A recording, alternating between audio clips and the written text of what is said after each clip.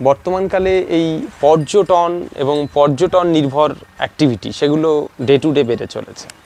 আমরা যদি দেখি মানুষ মূলত তিনটে ভিউ পয়েন্ট থেকে বিভিন্ন জায়গায় ঘুরতে চায়। এক হলো যদি সেই জায়গায় কোনো ধর্মীয় অ্যাট্রাকশন থাকে, অথবা সেখানে যদি কোনো হিস্ট্রিক্যাল অ্যাট্রাকশন থাকে, অথবা যদি কোনো ন্যাচারাল অ্যাট্রাকশন থাকে।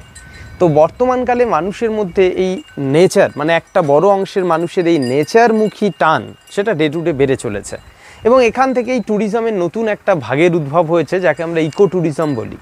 অ্যাকচুয়ালি ইকো ট্যুরিজম বলতে বোঝায় যেখানে সেই পার্টিকুলার প্লেসের ফ্লোরা অ্যান্ড ফনাকে সর্বাধিক গুরুত্ব বা মান্যতা দিয়ে যখন কোনো জায়গায় ট্যুরিজম ডেভেলপ করে, তো তাকে আমরা ইকো ট্যুরিজম বলে থাকি।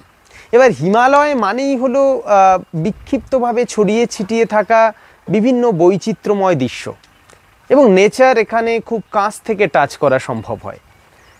এবার হিমালয় তো অনেক আগে থেকেই মানুষের একটা আকর্ষণীয় একটা জায়গা আমাদের ভারতবর্ষের নিরিখে। এবার ট্যুরিজমের যে নতুন দৃষ্টিভঙ্গির উদ্ভব হয়েছে, সেখানে দেখা যাচ্ছে যে মানুষ আস্তে আস্তে ঘিঞ্জি ক্রাউড এরিয়া ছেড়ে কিছু অফবিট জায়গাগুলোকে খুঁজে নিচ্ছে, অর্থাৎ যেখানে গিয়ে মানুষ প্রকৃতিকে খুব কাছ থেকে ফিল করতে পারবে, সেখানকার মানুষের কালচার, সেখানকার মানুষের জীবনযাত্রা সেইগুলোকে খুব সহজে সে অনুভব করতে পারবে। তো এই রকম কিছু অফবিট ডেস্টিনেশন বর্তমানকালে দার্জিলিং, কালিম্পং এই দুটো যে আমাদের ওয়েস্ট বেঙ্গলের যে দুটো জেলা, এই দুটো জেলায় কিন্তু অলরেডি একাধিক হয়ে গেছে। এই মুহূর্তে আমি রয়েছি তিনচুলের খুব কাছে, তিনচুলে গুম্ভা বলে একটি জায়গায়। তো এর আগেই রয়েছে তিনচুলে। তো এবার এখান থেকে আমি যে জায়গাটাকে আজকের এই ভিডিওতে এক্সপোজ করার চেষ্টা করব, এবং এটা আমার অনেক আগে থেকে একটা প্ল্যান ছিল যে হিমালয়ে গিয়ে সেখানকার মানুষের জীবনযাপন, তারা কি করেন, কিভাবে তাদের দিনের শুরু থেকে দিনের শেষ পর্যন্ত চলে, সেই বিষয়গুলোকে খুব কাছ থেকে টাচ করব। তো আজকের এই ভিডিওতে আমি এখানকার মানুষের যে জীবনযাপন, তারা কি করেন, তাদের অর্থনৈতিক যোগটা কতটা, কালচারাল বিষয়গুলো কি রয়েছে, সেই বিষয়গুলোকে ফুটিয়ে তোলার চেষ্টা করব। এবং বলে রাখি যে এটাও পার্ট অফ ইকো ট্যুরিজম বলা চলে, যদিও ইকো ট্যুরিজমের ক্ষেত্রে সুনির্দিষ্টভাবে সেই অঞ্চলগুলো সংরক্ষিত থাকে, অর্থাৎ সেখানকার উদ্ভিদ প্রাণীকে বিশেষভাবে গুরুত্ব দিয়ে ইকো ট্যুরিজম ডেভেলপ করা হয়, যেমন national park, wild life sanctuary, এগুলো খুব গুরুত্বপূর্ণ, বায়োস্ফিয়ার রিজার্ভ। এবার হিমালয় মানে এই জায়গায় ন্যাচারালিটি অনেক বেশি গুরুত্ব প্রাপ্ত একটা ক্ষেত্র। তো এখানে এক্স্যাক্টলি এই জায়গাকে আমরা ইকো ট্যুরিজম এরিয়া হিসাবে তো বলতে পারি না, কিন্তু তবুও এখানকার ফ্লোরা মানে উদ্ভিদ প্রজাতি এবং ফনা অর্থাৎ প্রাণী প্রজাতির প্রতি মানুষের একটা রক্ষণশীল মনোভাব থাকে, এবং এখানকার মানুষের কালচার সম্পর্কে কিছু জানার আগ্রহ থাকে। এই বিষয় এবং এই সব কিছুর সমন্বয়ে তৈরি হওয়া নেচার, সেই নেচারকে টাচ করতেই অফবিট ডেস্টিনেশনে মানুষ আসে। তো দেখা যাক আজকের এই ভিডিওতে কি ফুটিয়ে তোলা যায়। এবং বলে রাখি, আমি এই পিছনে যে ব্যাকগ্রাউন্ড দেখাচ্ছি, এই যে ভ্যালিটা, অর্থাৎ এই পাশের উঁচু পাহাড়, এই পাশের উঁচু পাহাড়, মাঝখানের যে ভ্যালি, কি দারুণভাবে ভ্যালিটা দেখা যাচ্ছে, এটাই হলো খুব গুরুত্বপূর্ণ আমাদের নর্থ বেঙ্গলের জন্য। সেটা হলো তিস্তা নদী। এই যে নদীটা বাহিত হচ্ছে মাঝ বরাবর, এই ভ্যালির পুরো মাঝ বরাবর, অর্থাৎ মাস্টার কনসিকুয়েন্ট রিভার, যেটা একদম প্রাথমিক ঢাল বরাবর বাহিত হওয়া যে নদী, বলা যেতে পারে প্রিন্সিপাল রিভার। এই রিভারের টানেই চারপাশ থেকে পাহাড় থেকে নেমে এসছে একাধিক উপনদী। সেই উপনদীগুলোর সংযোগের মধ্যে দিয়ে তৈরি হওয়া যে তিস্তা নদী, সেই তিস্তা নদী গেছে এখান দিয়ে।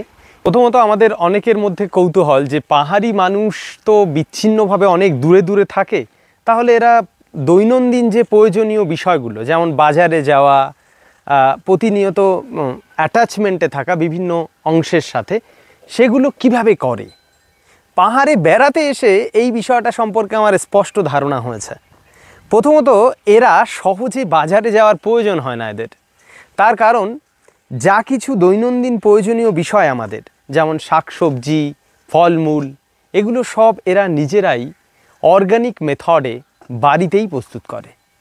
একদম এই সাইডে যদি দেখাতে বলি, এই যে জায়গাটা, এই পুরো জায়গাটা প্রত্যেকের অধীন রয়েছে বেশ খানিকটা জমি, এবং সেই জমিতে তারা বিভিন্নভাবে নানা ধরনের ফসল উৎপাদন করে থাকেন। তার একটা বড় অংশ শাকসবজি, এবং সবজি এরা বাজার থেকে এক প্রকার কেনেনি না এদের কথা অনুযায়ী, কেবলমাত্র বাজার থেকে চাল এবং তেল এবং কিছু মশলা এরা কিনে আনেন, বাদবাকি সব এদের নিজেদের। এবার এখানে যেমন রয়েছে এই যে ঘরগুলো, এগুলো সব পশুপালন করে, অর্থাৎ এটা রয়েছে ছাগলের ঘর, এখানে ছাগল প্রতিপালন করা হয়, অনেক ছাগল একসাথে এখানে রয়েছে। এদের শুধু মাথাটাকে বাইরে বের করা যায় এবং এখানে খাবার দেওয়া হয়, সেই খাবারগুলো এরা খায়। একইভাবে এই সাইডে মুরগি প্রতিপালন করা হয়, এই দিকটায় গরু প্রতিপালন করা হয়।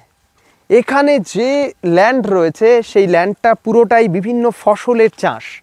আমি আস্তে আস্তে আসতে বলবো। এবং এখানে এই যে নিচ দিয়ে যে পাথরগুলো রয়েছে না, সব পাথর সিস্ট পাথর। এখানে এই হিমালয় মানেই সিস্ট আর স্লেট, স্লেট, ফিলাইট আর সিস্ট, এই 3 পাথরের সন্নিবেশ পুরো এলাকা জুড়ে সিস্ট পাথর রয়েছে। এবার যদি একটু নিচে আসা যায়, এই যে লেবু গাছ, এবং মজার বিষয় লেবু রয়েছে গাছে, এখনও লেবু আছে। এখন এটা যদিও সিজন নয়, লেবু সদ্য শেষ হলো। এই যে লেবু রয়েছে ওপরে, ওই যে একটা পাকা লেবু রয়েছে, লেবু গাছ। এটা এইরকমভাবে বিক্ষিপ্তভাবে একাধিক লেবু গাছ এখানে রয়েছে। আবার দেখো এই জায়গাটায় এই যে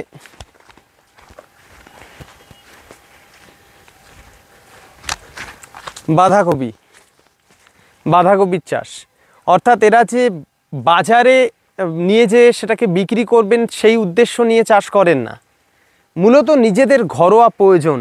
এবং এখানকার উৎপাদন বেশ ভালো হয়, দেখুন কি সুন্দরভাবে অর্গানিকভাবে, কোনো মেডিসিন, কোনো যে কেমিক্যাল ফার্টিলাইজার বা পেস্টিসাইড এইসব কিছু ব্যবহার নেই, পুরোটাই অর্গানিক মেথডে এরা চাষ করে থাকেন। এই যে লেবু গাছ, এই যে একাধিক লেবু গাছ। এখানে কোনো ফসল ছিল, যেমন এখানে মটরশুঁটি ছিল, মটরশুঁটি গাছ মানে নষ্ট হয়ে গেছে এই মুহূর্তে।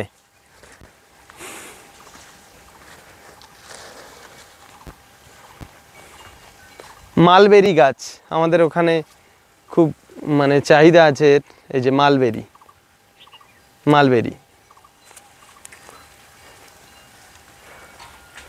টমেটো, লেবু, লঙ্কা গাছ। অর্থাৎ যতটা নিজের প্রয়োজন, সেই প্রয়োজন নিজেদের জমি থেকেই এরা উৎপাদন করে। ইনফ্যাক্ট আলু চাষ হয় একটা সময়ে, কারণ এই জমি কিন্তু অপেক্ষাকৃত উর্বর। আমাদের ধারণা যে পাহাড় মানেই অনুর্বর, এমন নয়, এইগুলো যথেষ্ট উর্বর ভূমি। এখানে বছরের বিভিন্ন সময় বিভিন্ন বিষয় উৎপাদন করা হয় এবং করে সেগুলো সারা বছরের জন্য মজুত রাখা হয়। অর্থাৎ যাকে আমরা জীবিকা সত্তাভিত্তিক কৃষি বলি, সেই কৃষিরই একটি দৃষ্টান্ত বলা চলে। পাহাড়ের মানুষেরা তাই একদম খারাপ নেই, আমরা যেমনটা অনেক সময় ভাবি যেরা হয়তো খুব কষ্টে আছে, এরকমটা নয়। সব কিছু অর্গানিক মেথডে এরা তৈরি করেন, যে কারণে এদের কিচ্ছু দরকার হয় না বাজার থেকে আনার। পাহাড়ে এই সময় বেশ খানিকটা উষ্ণতা বেড়ে যায় এবং এই ছোট জলাশয় হওয়ার কারণে জলের তাপমাত্রা বেড়ে যায়, যে কারণে মাছগুলো অধিকাংশই প্রায় মানে মৃতপ্রায় হয়ে যাচ্ছে। যে কারণে উনি যত্ন সহকারে যে মাছগুলো দেখা যাচ্ছে যে ভেসে উঠছে সেগুলোকে তুলে নিচ্ছেন बिक्री करार जन्नो। तो एखाने का घर है सब? मेरा है। तो आप इधर क्या क्या करते हो, कल्टीवेशन क्या क्या होते हैं इधर? हम लोग का इधर होता है भुट्टा लगाता हूँ, सब्जी लगाता हूँ, इसका भी है, इसका ये सब्जी भी है। अच्छा, लहसुन है, उसका लहसुन बोलता है, लहसुन। और वो उधर वो अमलिशो बोलता है ना, उधर भी सब्जी है सब। अच्छा, ये सारे सब्जी लगाते हैं? सब्जी लगाते। तो आप एक्चुअली वो जो खाने के लिए जिसका जरूरत होते हैं वो यहाँ से आप तैयार कर लेते हैं? हाँ, इधर ही। बाजार से ज्यादा कुछ नहीं लेते? नहीं लेते, कम लेता है, बाजार से लेता हूँ, कम लेता हूँ। अच्छा, जैसे मसला तेल ऐसे? तेल, चावल और नमक कुछ। इसका मतलब जो सब्जी जिसको कहते हैं, वेजिटेबल जो है वो इधर से ही हो जाता है? इधर ही होता है सब, आलू भी होता है, साग सब्जी सब, मूला भी होता है, सब होता है। तो इधर वो मछली आप कब से स्टार्ट किया है? मेरा मछली का बहुत साल हुआ। अच्छा। मछली पालन बहुत साल हुआ है ना, बड़ा बड़ा मछली भी हो गया इधर। अच्छा। सब बिक्री किया, एक छोटा मछली है सब मर गया आज, ज़्यादा पानी गर्मी हो गया ना, मर गया। अच्छा अच्छा। से ही कल्टीवेशन करते हैं और दूसरा कुछ करते हैं क्या? दूसरा काम तो नहीं है, हम लोग का सिर्फ सब्जी खेती वेती करता हूँ, भुट्टा लगाता हूँ, ओसवार पालता हूँ। अच्छा, सब गुरुबथान बाजार में ले जाऊँगा सब कुछ। अच्छा, खाने का भी होता है, पैसा भी होता है सब्जी से। हाँ हाँ, ये तो बहुत ही अच्छा है। ये सुअर है? हाँ सुअर है। अच्छा अच्छा अच्छा, तो इसका मतलब आप बहुत कुछ एक साथ करते हैं। जैसे गोरू भी है, सुअर है, मछली है एंड अदर्स सब्जी भी है, तो एक साथ सब कुछ हो जाते हैं। बहुत ही अच्छा है, बहुत ही अच्छा है। তো অ্যাকচুয়ালি পাহাড়ের মানুষের জীবনযাপন এবং তাদের অর্থনৈতিক কার্যক্রম যদি আমরা এখানে এসে উপভোগ করি তাহলে সত্যি অবাক লাগবে যে কিভাবে মানুষ একটু একটু করে প্রত্যেকটা দিন তাদের পরিচালিত করেন এবং সংগ্রামী জীবন, অবশ্যই সংগ্রামী জীবন। আমরা সব কিছু যেমন হাতের নাগালে পাই তেমনটি এরা পান না। হ্যাঁ, बहुत पहले से किया। अच्छा, वो पास्टिंग सामा बैंक बगान में लेके देता हूँ। अच्छा अच्छा, वो भी मेरा है क्या? अच्छा अच्छा अच्छा अच्छा अच्छा, बहुत ही अच्छा है। তার মানে এদের জীবনে চাওয়া পাওয়াটা যেমন খুব কম, সীমিত, ঠিক একইভাবে যতটা চাওয়া পাওয়া রয়েছে সেগুলো এই পাহাড় থেকেই বিভিন্নভাবে তারা প্রকৃতি থেকে নেন এবং চাওয়া পাওয়াগুলোকে পূরণ করেন। যেটা আমাদের সমভূমি অঞ্চলে মানুষেরা প্রকৃতির বিরুদ্ধে গিয়ে বিভিন্ন কার্যক্রমে অ্যাকচুয়ালি লিপ্ত হয়, কিন্তু এখানে তেমনটা নয়। প্রকৃতির সাথে মিলেমিশে প্রকৃতির থেকেই কিছু নেয়া এবং নিজের অর্থনীতির যে যতটা চাহিদা সেই চাহিদা পূরণ করার কাজ চলে এখানে, যেটা সত্যি অভাবনীয়। এখানে এসে উপলব্ধি করার পর আপনি অবশ্যই বুঝতে পারবেন যে এদের জীবনযাপনটা কতটা কঠিন, কতটা সংগ্রামী। কোয়াশ তো এই মুহূর্তে ধরেনি, এগুলো সব কোয়াশ গাছ। কোয়াশ পাহাড়ের খুব জনপ্রিয় একটা মানে সবজি। স্কোয়াশ না? হ্যাঁ, এখানে লঙ্কা লঙ্কা অর্থাৎ এবং আরও নিচে জমি রয়েছে, অর্থাৎ এদের কিন্তু কোনো কিছুর অভাব নেই। বেশ ভালো আছে পাহাড়ের মানুষ, শুধুমাত্র দূরে দূরে থাকতে হয়, বিচ্ছিন্নভাবে বিক্ষিপ্তভাবে থাকেন, কিন্তু এদের কোনো কিছুর অভাব সেই অর্থে নেই। প্রত্যেকের বাড়ির একটা কমন বৈশিষ্ট্য হলো বাড়ির সামনে এরকম ফুল গাছ, সুন্দরভাবে ফুল গাছগুলো দেয়া থাকে। এই যে ফুল গাছগুলো কি দারুণভাবে এত যত্ন করে ফুল গাছগুলো সাজানো, এবং বাড়িগুলো দেখেও মানে একটা অপূর্ব অনুভূতি হবে। দেখুন সব ফুল গাছ সুন্দরভাবে, পাহাড়ি বিভিন্ন বাহারি ফুল এরা খুব যত্ন সহকারে মানে বড় করেন এবং সেটা ঘরের চারপাশ দিয়ে সাজিয়ে রাখেন। আমাদের ওখানে যেমন সামনেটা আমরা দৃশ্যমান রাখি, কিন্তু এরা আনাচে কানাচে সব জায়গায় এই পাহাড়ি ফুল গাছ।